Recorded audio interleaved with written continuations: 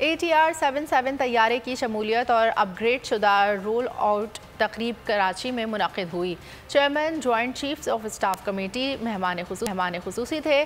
General Nadeem रज़ा ने बहरे हिंद में तब्दील होती स्ट्रेटेजिक सूरत हाल पर रोशनी डाली। कहा, नए तैयारे की शमूलियत से पाक बहरिया की ऑपरेशनल सलाहियतों में मज़ीद बेहतरी आएगी।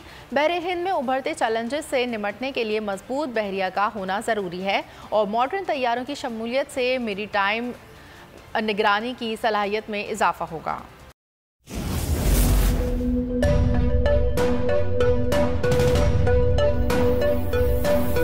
यहाँ सबको सिर्फ 1 मिनट मिलेगा। And your time starts now.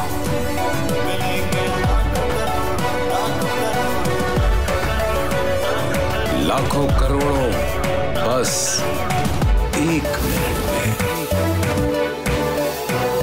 जीतो 1 मिनट में, जीतो 1 मिनट में, जीतो 1 मिनट में, जीतो 1 मिनट में।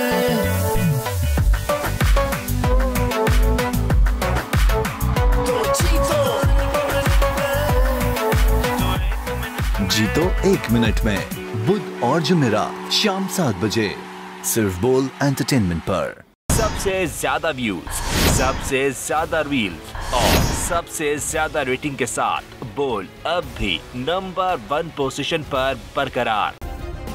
सब्सक्राइब करें और बेल दबाएं ताकि कोई खबर रह न जाए।